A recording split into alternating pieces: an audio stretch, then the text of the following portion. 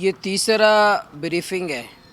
Law and order पे हुआ, health पे हुआ और आज जो है एजुकेशन पे। आपने ख़ुद देखा संजीदगी कितनी है, इसकी गवाह मीडिया भी है और मैं पार्लियामेंट के अंदर हूँ। हमें पता है कि कितनी संजीदगी है ऐवान के अंदर मेंबरान की भी और हुकूमत की भी। ज़ाहिर है ये जो 2-3 दिन के सेशन है, ये पार्लिमानी साल की ब्रीफिंग देना था। ब्रीफिंग के नाम पे अब साल भी गुजार रहे हैं और संजीदगी भी नहीं है। तो इसलिए आज जो हमने एहतजाज भी किया कि अगर ये अच्छा हुकूमत वाला है जो वज़ीर आला साहब अपनी काबीना के साथ मौजूद नहीं है, 4 लोग बैठे हुए हैं, अगर ये हम बात करें तो कैसे बात करें। वो हेल्थ का जो था ब्रीफिंग था, हुकूमत ने ब्रीफिंग देने के बाद वज़ीर आला साहब चीफ सेक्रेटरी साहब अपनी टीम के साथ चला गया। हमने जितनी बातें की, दीवार में बातें की, कोई सुनने वाला नहीं था। आप ख़ुद ये अंदाज़ा लगाएं कि ब्रीफिंग के नाम पे क्या कर रहे हैं जब हुक्मरान ख़ुद संजीदा नहीं है और ये मजाक बनाया हुआ है इस पार्लियामेंट को, इस ब्रीफिंग को।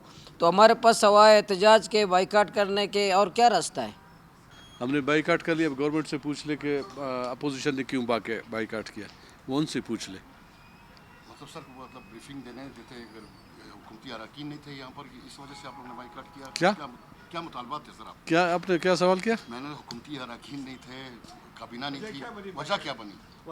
वजह ये था कि इनकी गलत पॉलिसियों की वजह से, और इन्होंने जो अपोजिशन के साथ अपना रवैया उन्होंने ठीक नहीं रखा है, हमारे हलकों में मुदाखलत और दूसरी चीज़ें हैं। इस वजह से हम इनके इस ब्रीफिंग से बाइकाट सर आज जो ये सेशन हो रहा था इसमें तो मतलब आप लोग अपने इलाके के बारे में बताने वाले थे, तो जहाँ पे सुना नहीं जाता है तो वहाँ कहने का फ़ायदा ही नहीं। जहाँ पे कोई सुना नहीं जाए, ठीक है ना, अमल नहीं हो जिस चीज़ पे, तो वहाँ पे फिर बात करने का ज़रूरत ही नहीं।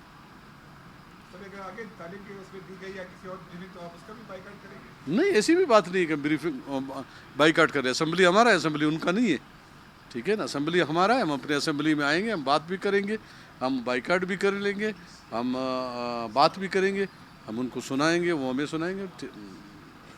ऐसी कोई बात नहीं।